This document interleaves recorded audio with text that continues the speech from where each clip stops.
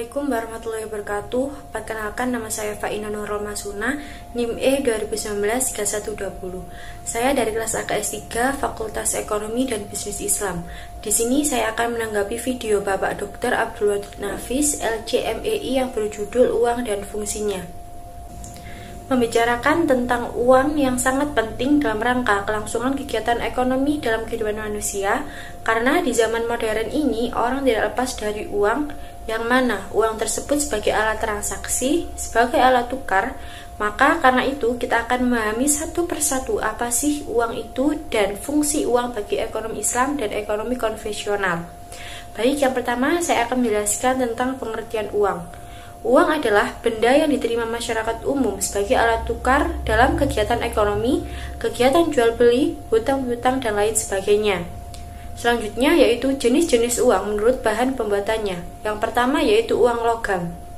Uang logam biasanya terbuat dari emas ataupun perak, karena keduanya memenuhi syarat-syarat uang yang seharusnya dan efisien. Harga emas dan perak yang cenderung tinggi menjadikan emas dan perak mudah dikenali dan diterima oleh masyarakat. Yang kedua yaitu uang kertas. Uang kertas yaitu jenis uang yang terbuat dari kertas dengan gambar dan cap tertentu juga sebagai alat pembayaran yang sah. Adapun menurut penjelasan Undang-Undang Nomor 23 Tahun 1999 tentang Bank Indonesia, yang dimaksud dengan uang kertas ialah uang dalam bentuk lembaran. Selanjutnya yaitu jenis-jenis uang menurut lembaga yang mengeluarkan. Yang pertama yaitu uang kartal. Uang kartal yaitu jenis uang kertas dan logam yang diciptakan dan dikeluarkan oleh Bank Sentral. Khusus di negara kita di Indonesia, yang berhak menciptakan jenis uang ini ialah Bank Indonesia. Uang kartal ialah alat pembayaran yang sah dan wajib digunakan bagi masyarakat yang hendak melakukan kegiatan transaksi ekonomi sehari-hari. Yang kedua yaitu uang giral. Uang giral yaitu uang yang diciptakan oleh bank-bank umum ataupun bank perdagangan seperti rekening giro, traveler's check, rekening deposito, di mana uang giral ini sewaktu-waktu bisa digunakan untuk pembayaran, karena uang jenis ini merupakan uang simpanan atau deposito yang bisa ditarik kapanpun sesuai dengan kebutuhannya. Selanjutnya yaitu menurut nilainya jenis-jenis uang. Yang pertama yaitu uang penuh. Jika uang terbuat dari emas, maka nilai uang itu sama dengan nilai emas yang dikandungnya. Maksudnya, nilai uang dapat dikatakan sebagai uang penuh jika nilai yang tertera di atas uang tersebut sama nilainya dengan bahan yang digunakan, atau dengan kata lain, nilai nominal sama dengan nilai intrinsik.